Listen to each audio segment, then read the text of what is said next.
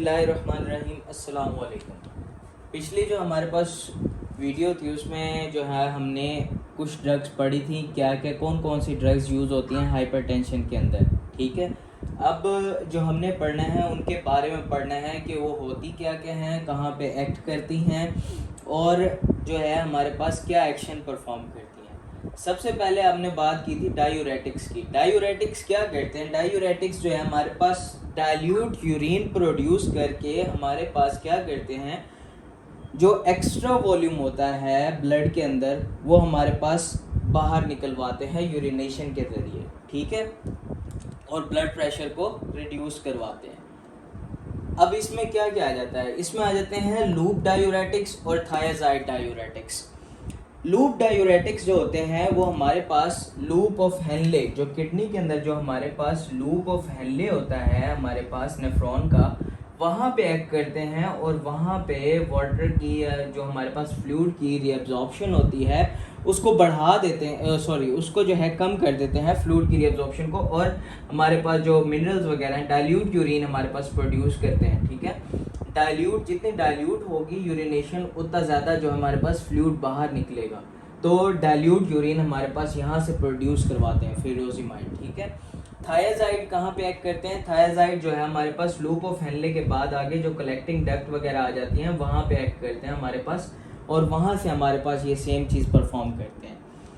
Loop diuretics में example आ जाती हैं फ्यूरोजिमाइड, ठीक हो गया, और थायाजाइड के अंदर हमारे पास आ जाते हैं हाइड्रोक्लोरोथायाजाइड या क्लोरथैलिडोन। ठीक हो गया, ये हमारे पास एग्जांपल्स आ गए। जो लूप डायूरेटिक्स होती है ना वो हम यूज़ करते हैं जब कोई स्वेयर हाइपरटेंशन हो ना, उसको रिड्यूस करना हो तो हमारे पास तब हम लूप डायूरेटिक्स यूज़ करते हैं। और थायाजाइड जो होते हैं वो माइल्ड टू मॉडरेट हाइपरटेंशन में यूज़ करते हैं। अच्छा, अब हमारे लिए हाइपरटेंशन में फर्स्ट ड्रग ऑफ चॉइस क्या होती है? डायूरेटिक्स हमेशा जो है फर्स्ट ड्रग ऑफ चॉइस होते हैं इन हाइपरटेंशन। हाइपरटेंशन के अंदर डायूरेटिक्स जो है फर्स्ट ड्रग ऑफ चॉइस होते हैं। क्यों? क्योंकि इनके अंदर सॉल्ट और वाटर रिटेंशन नहीं होता। ठीक है, और साइड इफ़ेक्ट्स बहुत कम होते हैं। सॉल्ट वाटर रिटेंशन जो है वो कम होता है। ठीक है, और उसके अलावा हमारे पास क्या चीज़ है, जो हमारे पास सॉल्ट वाटर रिटेंशन कम हो गया। ठीक है, और दूसरा साइड इफ़ेक्ट्स इसके बहुत कम होते हैं, बाकी जो साइड इफ़ेक्ट्स हैं वो कम होते हैं। तो हमारे लिए इसलिए जो है डायूरेटिक्स जो है फर्स्ट ड्रग ऑफ चॉइस होती है हाइपरटेंशन के लिए। अच्छा, वो भी उसमें भी थायाजाइड हम ज़्यादातर यूज़ करते हैं जो कि माइल्ड टू मॉडरेट हाइपरटेंशन आम तौर पे यूज़ होती है, और जो स्वेयर हाइपरटेंशन वो बहुत कम पॉपुलेशन के अंदर होती है, उसके अंदर हम लूप डायूरेटिक्स यूज़ करते हैं। ठीक हो गया, उसके बाद आ जाते हैं सिंपैथोप्लेजिक्स। सिंपैथोप्लेजिक्स के बारे में मैंने आपको पहले भी बताया था। अच्छा, इसके अंदर सबसे पहले हम बात कर लेते हैं सेंट्रली एक्टिंग। सेंट्रली एक्टिंग क्या? हमने क्लोनिडीन के बारे में पढ़ा था जो अल्फा 2 एगोनिस्ट होती है। क्लोनिडीन के बारे में हम बार बार पढ़ चुके हैं, पिछली वीडियो में भी बताया था और एएनएस के अंदर भी मैंने आपको बताया था। ये अल्फा 2 एगोनिस्ट होता है जो क्या करता है, हमारे पास जब हम इसको ज़्यादा अमाउंट में देते हैं, ओरल डोजेस के अंदर हमारे पास ज़्यादा देते हैं, तो ये क्या करता है, ब्लड ब्रेन बैरियर को क्रॉस करता है और सीएनएस के अंदर एंटर होके प्री साइनेप्टिक न्यूरॉन के अंदर जाके हमारे पास अल्फा रिसेप्टर को ब्लॉक करता है और एपिनेफ्रिन और नॉरएपिनेफ्रिन के रिलीज़ को रोक देता है। वहाँ पे एपिनेफ्रिन और नॉरएपिनेफ्रिन के रिलीज़ को रोकने की वजह से हमारे पास क्या होता है, ब्लड प्रेशर जो है वो कम होता है, क्योंकि एपिनेफ्रिन नॉरएपिनेफ्रिन वैजो कॉन्स्ट्रिक्शन करवा रही होती हैं। जब ये प्रोड्यूस नहीं होगा तो वैजो डायलेशन होगी हमारे पास, और साथ क्या होगा, हमारे पास ब्लड प्रेशर कम होगा। इसी तरह मिथाइल डोपा भी सेंट्रली एक्टिंग ड्रग है जो हमारे पास सेंट्रल नर्वस सिस्टम के थ्रू एक्ट करती है और हमारे पास हाइपरटेंशन को रिड्यूस करवाती है। अच्छा, एक और चीज़ इसमें अब एमसीक्यू के तौर पे याद करने की ज़रूरत है, वो क्या है, ये जो मिथाइल डोपा ड्रग है ये हमारे पास जो सेंट्रली एक्टिंग ड्रग है इसके अंदर ये ड्रग ऑफ चॉइस है इन हाइपरटेंशन इन प्रेगनेंसी। अगर प्रेगनेंसी के अंदर हमारे पास हाइपरटेंशन हुई है, हाइपरटेंसिव वुमन, तो उसके लिए जो ड्रग ऑफ चॉइस है वो है मिथाइल डोपा। आगे आ जाते हैं गैंग्लियन ब्लॉकर्स की बात कर लेते हैं, जो गैंग्लियन के लेवल पे हमारे पास वहाँ पे जाके ब्लॉकेज करते हैं। ठीक है, तो वहाँ पे एग्जांपल आ जाती है हेक्सामेथोनियम।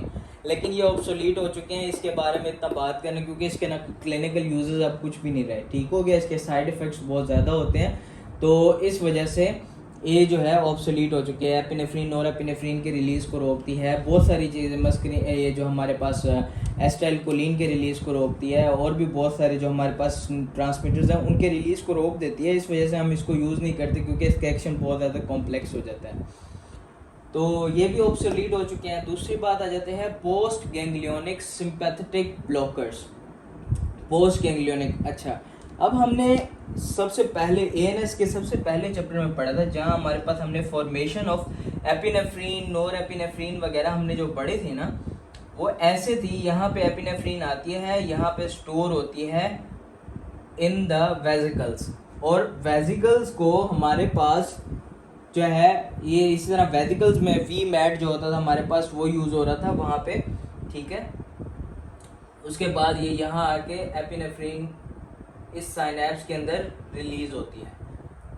अब हमारे पास कुछ जो हैं ड्रग्स थी जो क्या कर रही थी, इसकी एक तो जो स्टोरेज है यहाँ स्टोर हो रहा था नर्व के अंदर, प्री साइनेप्टिक नर्व के अंदर, वहाँ पे उसकी स्टोरेज को इनहिबिट कर रही थी।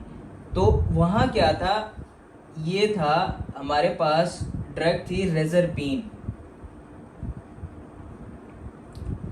रेजरपीन जब हमारे पास स्टोर नहीं होगी तो रिलीज रेजरपीन हमारे पास जब यूज़ करेंगे तो एपिनेफ्रिन हमारे पास स्टोर नहीं होगी। एपिनेफ्रिन स्टोर नहीं होगी तो हमारे पास साइनैप्स में रिलीज नहीं होगी और एड्रीनर्जिक एक्शन नहीं परफॉर्म करेगी, वैजो कंस्ट्रिक्शन नहीं करवा सकेगी, तो इस वजह से वैजो डायलेशन होगी और ब्लड प्रेशर कम होगा। उसके बाद आ जाता था ग्वेनेथिडीन। ग्वेनेथिडीन हमारे पास किस लेवल पे एक्ट करता था, जब रिलीज हो रहा होता था इसको इनहिबिट कर रहा होता था ग्वेनेथिडीन, ठीक है। अच्छा, अब ये क्या करता था, ग्वेनेथिडीन हमारे पास रिलीज को इनहिबिट कर रहा था। जब ये रिलीज नहीं हो पाएगा, साइनैप्स में अपना एक्शन नहीं परफॉर्म कर पाएगा, तो इसी तरह हमारे पास एपिनेफ्रिन हमारे पास काम नहीं कर पाएगा, आगे जो है वैजो कंस्ट्रिक्शन नहीं करवा सकेगा। अब आपके पास एक तीसरी चीज़ आएगी MAO इनहिबिटर्स। ये आपके लिए एक हैरानकुन चीज़ होगी, क्योंकि जो मोनोमाइड ऑक्सीडेज इनहिबिटर्स थे वो क्या करते थे, वो एक तो यहाँ से इसकी ब्रेक डाउन को रोकते थे, ठीक है, हमारे पास ब्रेक डाउन को रोक रहे थे।